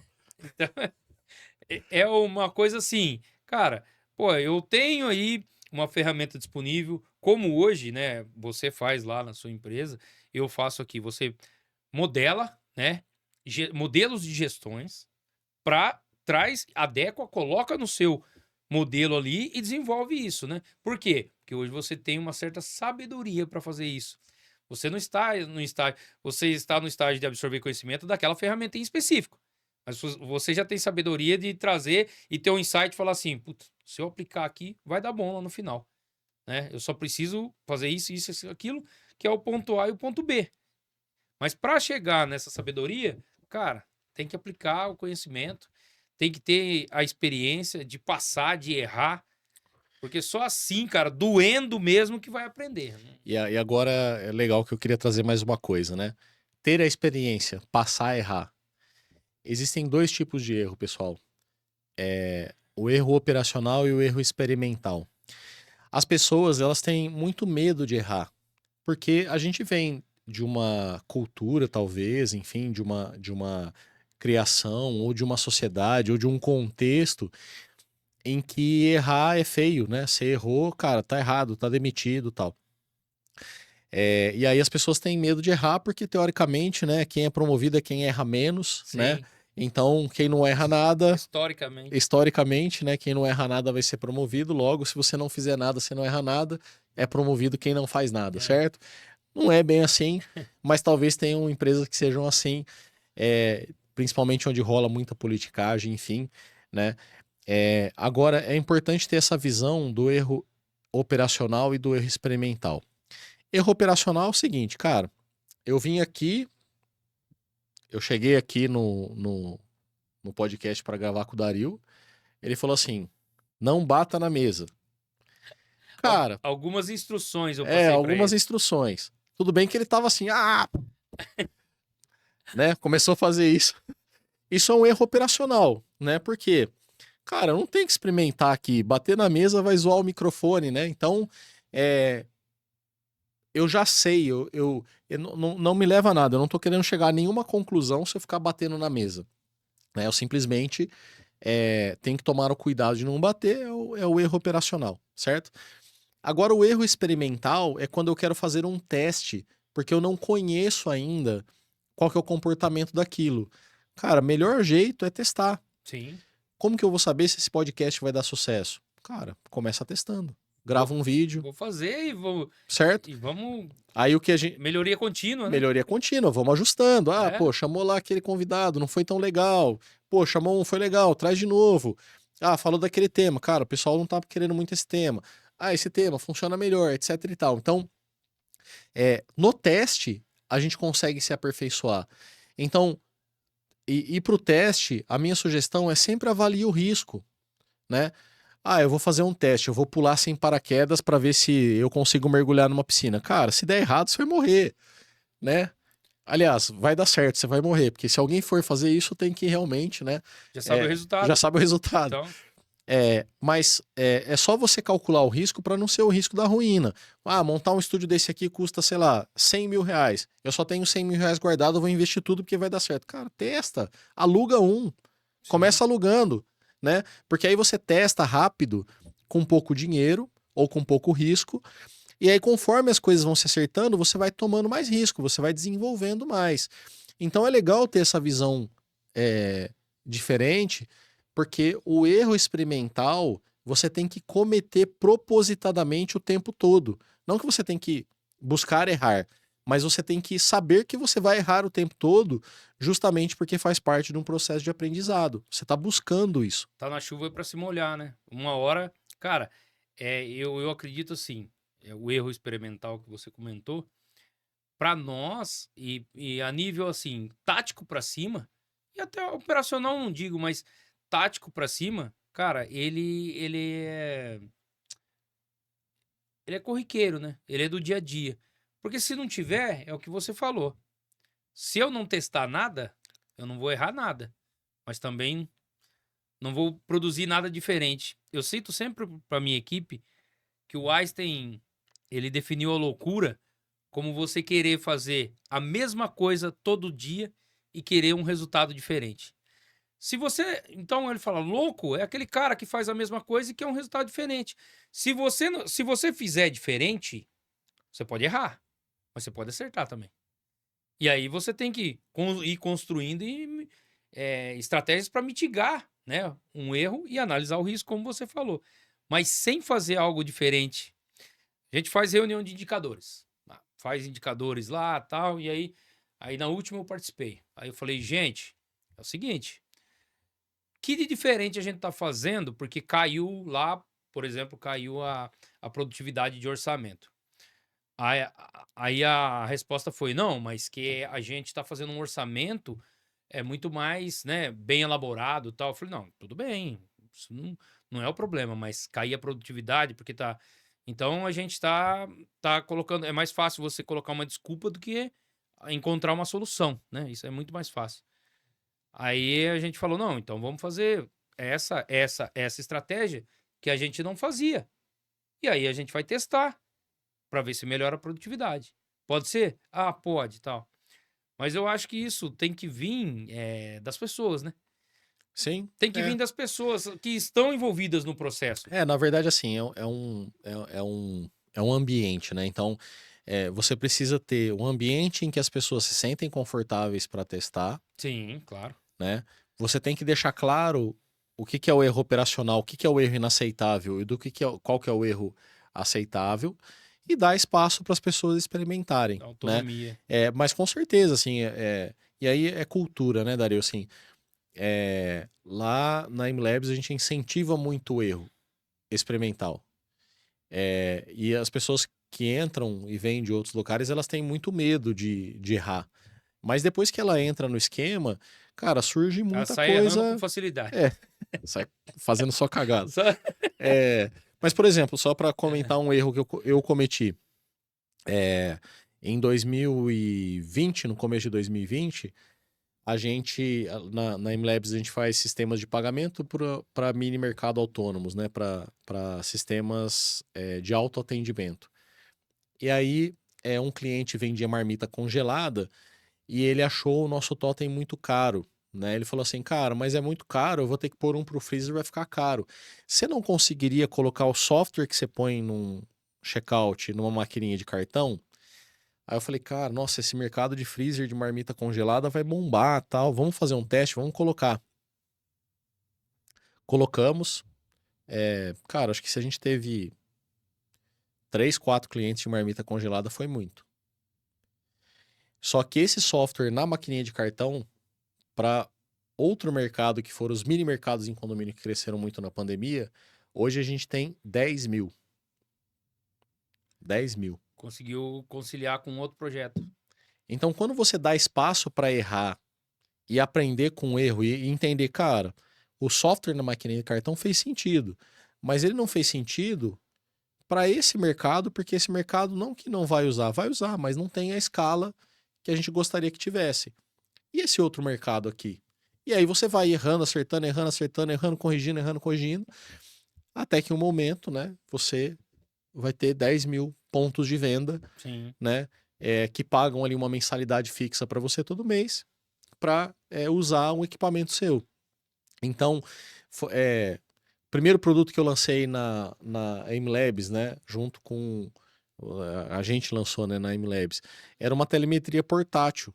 Na MLabs a gente entrou com uma teoria diferente, a gente queria fazer a receita recorrente, né? Talvez a gente, se tiver mais um tempo aqui, a gente fala sobre isso, que dá uma boa conversa, mas a gente queria buscar alguma coisa sobre receita recorrente, e aí a gente estava procurando produtos por assinatura, e aí a gente viu que, cara, as empresas que vendiam café por máquina de café, elas tinham um problema que elas cobravam por dose. Então, por exemplo, uma empresa vai colocar aqui uma máquina de café na DAP e vai cobrar por quantos cafés os funcionários tiraram, né? Só que aí tem que vir um funcionário aqui, ele espetava uma impressora ali na máquina, a impressora imprimia um papelzinho, ou ele ficava rodando o menu da máquina para ver os números. E aí ele digitava seria num celular ou num bloquinho, o que quer que seja, para depois levar para o administrativo que passava limpo, fazia um fechamento e mandava a fatura para a DAP. Já existia equipamentos de telemetria, né? Ou seja, que faz a medição à distância, que você poderia instalar nessa máquina e coletar essas informações. Só que o problema é que ficaria muito caro. Não valeria a pena pagar por máquina, porque é venda de café, não é venda de Sim, uma margem coisa. baixa. Percentualmente a margem é até interessante, mas outro ponto para prestar atenção, tá, pessoal? Eu falei que margem é importante, mas faturamento também é importante. Porque não adianta vender um produto de R$ 2 com margem de 90%, porque o produto continua, né? Tem que ter quantidade, tem que ter É. escala, né? Então, enfim, você não fatura o suficiente, não deixa dinheiro suficiente para ficar pagando telemetria para todas as máquinas. Aí a gente bolou um esquema de telemetria offline, que seria um misto dos dois. A pessoa chega, pluga o produto, então eu continuo tendo o deslocamento do profissional até o local, porque também tinha que limpar a máquina e tudo mais, só que a informação vinha online, né? Na hora que ele espetava ali, ele já capturava, não tinha interferência humana, já puxava a informação da máquina, e a vantagem é que eu não precisava de um equipamento por máquina. É um equipamento por funcionário. Como um funcionário dava conta ali de 20, 30, 40 máquinas por dia, Eles pagavam. Cara, ótimo. Aí a gente pôs ali no Excel, ia faturar milhões com esse negócio, né? Cara, acho que a gente não vendeu 10. A gente não vendeu 10. E não vendeu 10 nem pro cara que falou que ia comprar, entendeu? O cara falou, não, se tiver isso eu compro. Aí a gente fez e falou quanto tinha que pagar. Ele falou, mas isso eu não pago. Pô, velho. Mas era, sei lá, R$ 50 por mês, entendeu? Então, assim, só que aí isso trouxe alguns aprendizados, aí a gente foi e lançou outra coisa que trouxe outros aprendizados, lançamos outra. É a experimentação. Temos que estar todo momento experimentando rápido para conseguir desenvolver alguma coisa mais sólida e perene e robusta, né? Sim. Cara, a experimentação, assim, no começo, você não tem guia, não sabe para onde ir, copia. Né? Assim, cara, não tem problema, não é vergonha nenhum ver, o concorrente faz, pô, se ele faz é porque tá funcionando, né? De repente vai lá e copia, né? Agora, se você só copia, cara, tenha a visão que você tá copiando os erros e os testes que o seu concorrente tá fazendo também. E às vezes você tá achando lá, não, mas a Polishop, é, cara, sou muito fã do João Apolinário, acho que ele tem várias ideias legais e tal, mas eu vi, se eu não me engano, a Polishop acho que tá em recuperação judicial, alguma coisa assim, né? Há um ano atrás, um ano e meio atrás, eu estava numa discussão de varejo e alguém trouxe justamente o case da Polishop como um case Sustentável? sustentável porque a Polishop desenvolve os próprios produtos. Então, qual Sim. que é o grande problema do varejo? É a competição com China, etc e tal. Então, como a Polishop é uma empresa inovadora e tem produtos muito específicos e tal, então, teoricamente, né, há um ano e meio atrás, ela era uma empresa modelo, ou seja, era um exemplo a ser seguido. Então, se eu quero abrir uma empresa do varejo, cara, eu vou fazer exatamente igual a Polishop. Eu vou ter a minha loja para os meus produtos, vou desenvolver os meus produtos inovadores, e aí vou ter margem, e aí eu não vou brigar no varejo com todo mundo.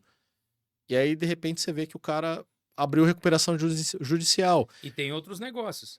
E Aquele te- da tinta lá. o cara não é bobo, né? Assim, ele É. é inteligente e tudo mais. Então, pô, assim, não tá quebrando porque. Quebrando assim, né? Enfim, não tá passando dificuldade porque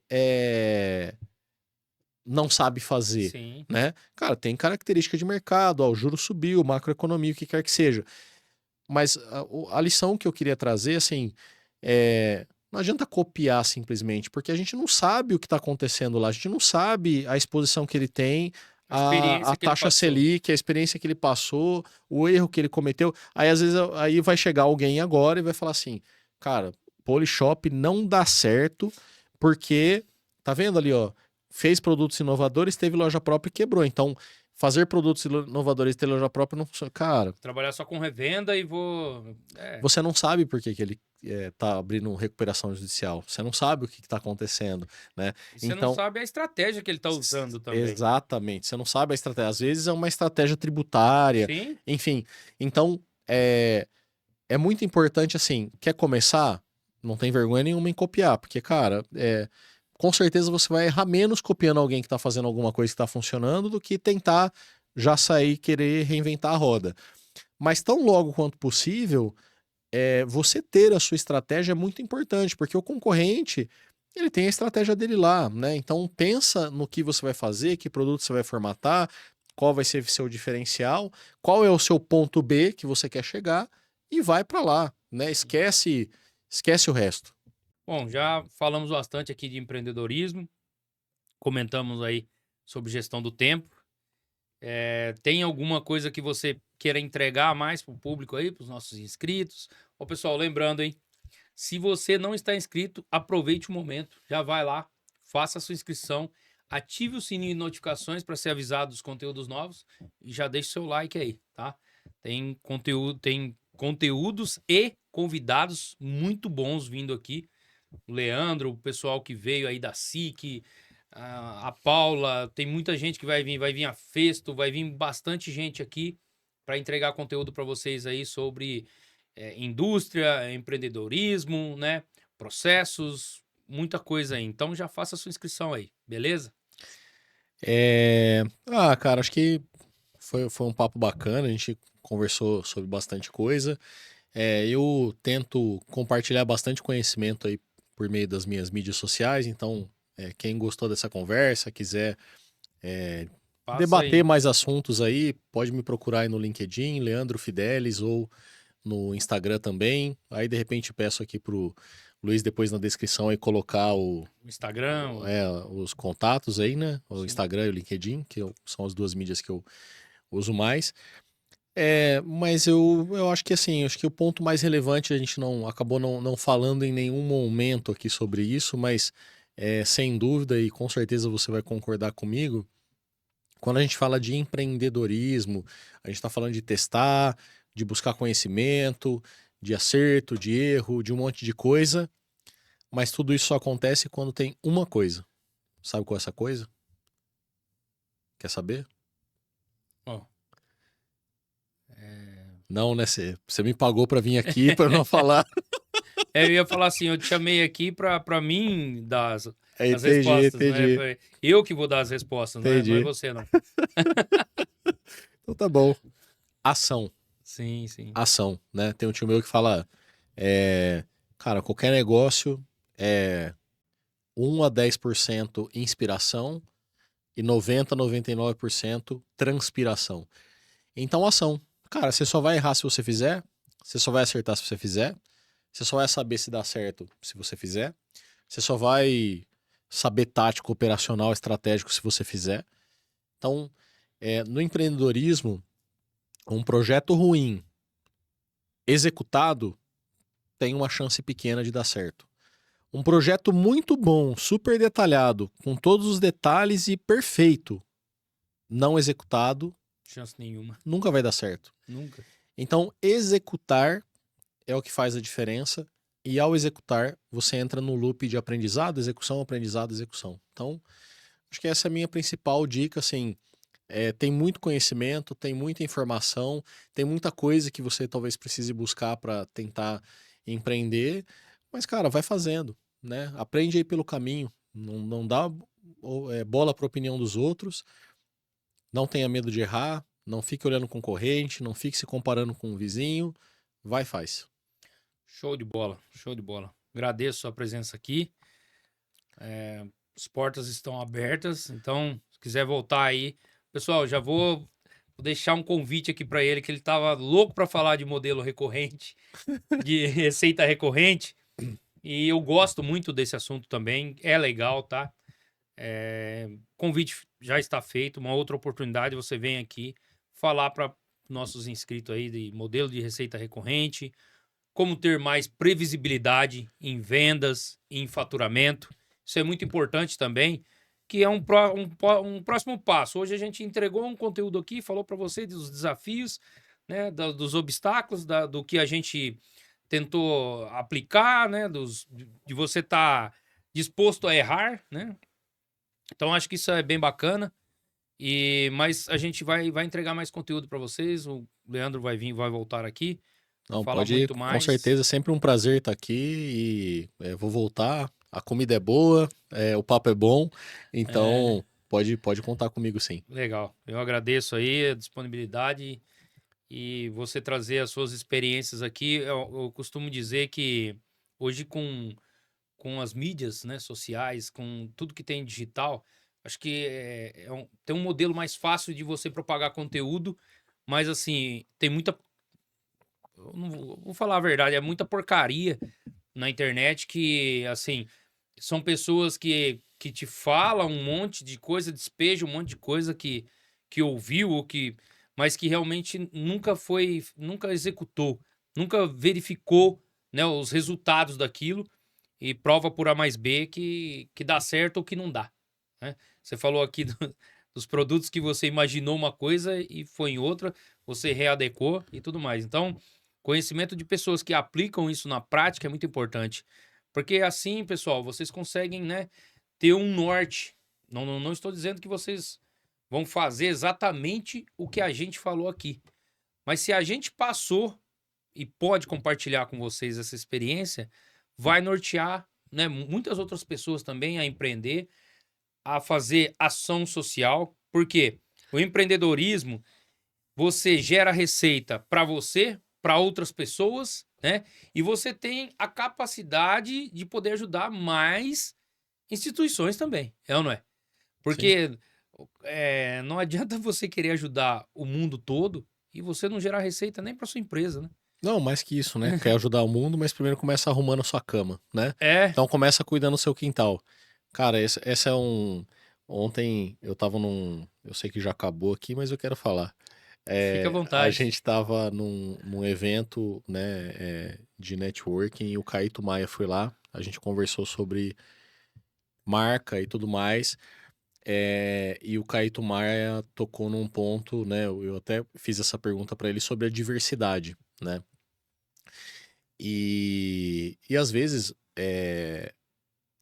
existem empresas que fazem isso pela OSG que está na moda, né? Assim, vamos fazer ações que para o meio ambiente, a empresa socialmente sustentável, né? Ou numa outra vertente, né? Uma empresa inclusiva, porque quer ser vista como diversa para que o público diverso consuma os produtos dela, ou eventualmente para que possa contratar mão de obra, mas acaba não sendo inclusiva, né? E ser inclusivo numa empresa não tem nada a ver com você colocar cotas para contratação. Esse é um jeito forçado que eventualmente pode dar certo ou não, mas a empresa a gente contrata por competência. Né? Assim, eu quero que uma pessoa ela execute aquela tarefa ali e execute bem. Se a sua empresa é uma empresa que você respeita as pessoas, que você prega o respeito como valor, a diversidade ela acontece, né? Mas acho que a diversidade ou qualquer outra ação que você queira fazer, no sentido de talvez incluir minorias, no sentido de fazer alguma ação social, o simples fato da empresa existir e ser sustentável garante isso. E aí o resultado da empresa você também pode aplicar para tentar diminuir um pouco a diferença que existe em outras frentes, né? Então, acho que também para tocar num outro ponto que acaba sendo delicado para falar, mas que eu hoje tenho muito orgulho da MLabs, por exemplo, ser uma empresa muito diversa, né? É, porque lá a gente respeita as pessoas, né? A Sim, gente respeita muito as pessoas e aconteceu naturalmente, né? A gente nunca teve nenhum tipo de ativismo, mas também nunca teve nenhum tipo de preconceito, né? E acabou que aconteceu naturalmente e a empresa dá resultado, e aí a gente pega esse resultado, né? E aí tem outras ações que a gente faz, você já me acompanhou em algumas aí, né? sim, claro. É, mas acho que esse é o recado, assim, né? A empresa tem que dar resultado. Tem, tem. Empresa não é instituição de caridade, gente. Você pode fazer caridade sim, como o Leandro faz, eu faço, tá? E aí pode ser dinheiro, pessoa física, jurídica, tem que ser pode destinar uma certa quantia, não tem problema nenhum, mas tem que gerar lucro. Empresa tem que gerar lucro, senão não sobrevive. Bom, agradeço muito. Agora posso finalizar. Você que manda, né? É DAP, né? Dario Pereira. É, o pessoal falava que era Dario Aparecido Pereira, mas não é, gente, é Dario Pereira. E aí depois me perguntaram por que que eu não coloquei DP, porque ia colocar no Google e ia aparecer um monte de departamento policial aí, um monte de outra coisa. Pessoal, agradecemos aí. Se não está inscrito, aproveite o momento aí, se inscreva. Tem muito convidado aí bacana, um pessoal com uma bagagem legal para passar para vocês, né? Pessoal da indústria, tudo os processos, tudo empreendedorismo. A gente traz aqui pessoas que têm o conhecimento e têm aquele conhecimento aplicado, não é só teórico, tá? Então, aproveite, como eu aproveito de outras plataformas também. É um network aí gratuito, né? E tá disponível 24 horas por dia, tá? Então aproveite aí e já faça a sua inscrição. Obrigado. Até a próxima. Obrigado, Dario, pelo convite.